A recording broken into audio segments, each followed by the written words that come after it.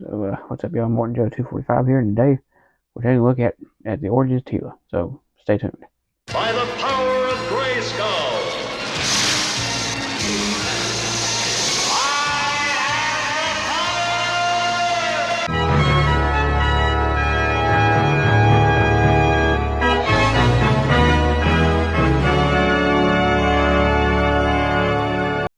Okay, so I believe this is the first female figure I've ever actually done a review on. Now, I ain't 100% sure. I might be wrong. I have to go back and look and see all the ones I've done, but I think this is the first female figure that I've actually done. And let's actually have other female figures I'll eventually do too, because I mean, yeah, I'll buy them too. But usually, female figures, especially back in the day, they didn't sell very good. But you know, so let's first of all, let's get into the packaging. So here is the packaging, and as you can see, it is basically the same as the other ones I looked at so far, but this one doesn't actually say Origins on it like some of the other ones. It's got the Mara posing retro play, very retro like card. And turn around in the back, it's got the same thing as He-Man's would have on it, but except it's got the artwork for Teela on there, which is actually pretty cool, and her bio and all that stuff. And you can see fit magical staff into hand, twist into powerful positions. Just talking about the articulation. So that's enough about the packaging. So let's get started on the accessories. So firstly, she comes with this mini comic, and that's the same mini comic that came with He-Man and the other figures from the first wave. Which is why I have a couple of these. It's why I have a box in here. It's got a few extra of these in there. So I ain't gonna flip through this because I don't flip through it on my review of He-Man. So if you want to go see me flip through it, go watch my review of He-Man. So the first accessory is her shield right here, and which is basically modeled off the vintage shield, which I do have right here. And as you can see, it's basically the same thing, except the vintage one's kind of a little more see-through, and the back has a completely different kind of thing back here. The vintage one had like a clip that went around the wrist, while the new one has a handle for the figure to hold on to, which the figure can hold on to the shield like so. Get it in there, and she can hold on to it. Pretty good grip on it too. It does kind of want to, twist around her hand a little bit, but so it looks pretty cool once you have it in your hand. Her next accessory is her snake staff, which is very suited to her for Teela. The 2000 X version of Teela used the snake staff quite often, which unfortunately I don't have that figure to compare it to here, but I do have the snake staff for the vintage one, and as you can see, it's basically the same kind of thing, but the head's actually and vice versa. It looks like, or no, actually maybe it's not. It's the same curve. I thought it was a mirrored curve, but it isn't. But as you can see, I mean, same kind of Cobra head, but the new one is actually a lot shorter than the vintage one. As you can see, the vintage one is a lot taller. The vintage one is also made of a lot of gummier plastic. It's very flexible. Now this one's a lot more hard. Yeah, it's a little more flexible at the bottom there, but the higher you go up with it, it's hard. But this one's flexible all the way through. But still, pretty cool accessory. The new figure can't hold on to this. This one's different too. It just clips into the hand of the new figure. The vintage one, it slid through the hand. It is a completely closed hand. This one just grips onto it like a C grip basically. So pretty cool. Now her last accessory is her snake armor. Now unfortunately, I'm missing the snake armor from my vintage figure. So which you could probably put this around the vintage one if you wanted to. But as you can see, it's got a very vintage look to it. Now I don't know if the vintage one, if it pegged like this, or if it was like He-Man's where he slid through. Um, I don't have the vintage one, so I don't know if it's the same system back here.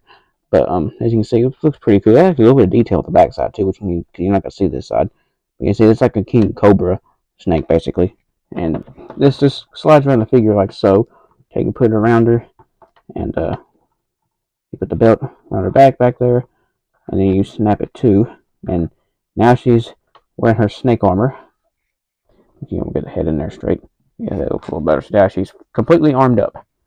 So for articulation, she has pretty standard articulation for these Origins figures. She's got a ball joint at the head, and there's no hinge or nothing like that. But see, just pretty good ball joint. She's got a hinge and swivel at the shoulder there, a hinge and swivel at her elbow, a hinge at the wrist there, which mine's a little loose. But you can see she's got a swivel at the waist, which can be popped in half like on the Origins figures. She's got a hinge at the thigh there, a bend and swivel at the knee, swivel at the boot, and a hinge at her ankle. Also, ankle pivot I forgot to add there. So let's go over the sculpt, design, and color of this figure, starting with her head there, which it's got the very signature tiara thing around her hair, very signature Teela kind of thing. And as you can see, her outfit's basically based off the vintage figure, more off the toy instead of the filmation version, which I think they did make the filmation version in these. So if I ever get that, I'll do a review on it. But as you can see, it's got the wrist, the things around her arms there, and her wrist bracers, which was also a big thing on the vintage figure. Going around the back, here you can see her back is completely uncovered. There's nothing on her back. But as you can see, there's the neck part goes around the front of her shirt there, and it connects to her waist piece. And as you can see, like in the Filmation series, you got a little bit of cleavage hanging out there, which in the Filmation series, would jump down and be like, that's the way that's the way they always drew it when any character would jump down in front of the camera. As you can see, she's got not much on her legs, which it'd been cool. She had some like leg armor and stuff, but the vintage figure didn't have this, so that's why it's you know why it's this way. And her boots are kind of more brown than red. It's kind of like a reddish brown, so they kind of try to mix the two. There's a reason for that, and I'll show you here in just a minute. But as you can see, pretty cool boots, very barbaric looking. So like the male figures in this line, the female figures also modular and can be popped apart, and you could do mix and matching. Like for instance, so you can give Teela some purple boots, which those are off of Evil Lyn, and now Evil Lyn, I can't really mix a whole lot of parts from Evil Lyn with Teela because Evil Lyn has a different skin tone than Teela. Teela's got like a more of like a Caucasian like skin tone, and Evil Lyn's got yellow skin, so their parts won't interchange without looking kind of goofy, except for the boots. The boots kind of interchange that with each other. But now the vintage figures use the same bodies as one another, just with different heads. That's what they did with the Origins figure. So when I review Evil Lyn, you'll see that. So it's now comparison time. As you can see, I got this new Origins Teela standing alongside two vintage versions, and as you can see, now you may be wondering why there's two vintage versions, and the reason for that is, as you can see, the one with the accessories has red hair and red boots, while the one on the other side has got brown boots and brown hair. Which I think the one in the brown is an early variant, I believe. I ain't 100% for sure, but I think it's the early variant. While the one in the red, they try to make it look more like the cartoon filmation version. I think is why they done that. Which I actually have an extra red one I have displayed on my Castle Grayskull firing the turret, but the extra one too's got a problem with the leg one to turn outwards. But as you can see, that's why I didn't put the snake armor on because I'm missing the vintage snake armor. So I'll just give you a direct comparison here. So here she is compared to Evil Lyn, and now as you can see, they use the exact same body mold, just in different colors, just with a different head. And the reason for that is because the vintage figures, use the same body molds in different colors with the different heads. So it's very retro right there. I think they released this Evil Lyn in other colors. So I think they released it in a more of a 2000X color scheme, I think, and then they've made a filmation version, which actually has a new body mold, I believe. So if I get any of those, I'll do reviews on those too.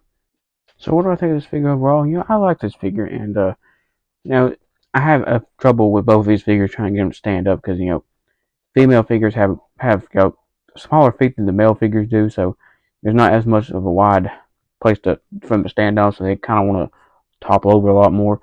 But that's just a problem with female figures, But yes, they're supposed to be more feminine than male figures, so that's why they do that. But um, now the snake armor does look kind of odd too, because a lot of times she didn't really have the snake armor. I think she only had it in the mini comics, and because in the Filmation series they never did use it. But it's very vintage kind of thing there. And the snake staff she didn't use in the Filmation series either. I don't believe, I could be wrong, but I don't ever remember her using the snake staff in the Filmation series. She used the sword more often, but she did use the snake staff a lot in the 2000X series. So you got this video and see more like it, give me a thumbs up, and don't forget to hit the subscribe button. Until next time.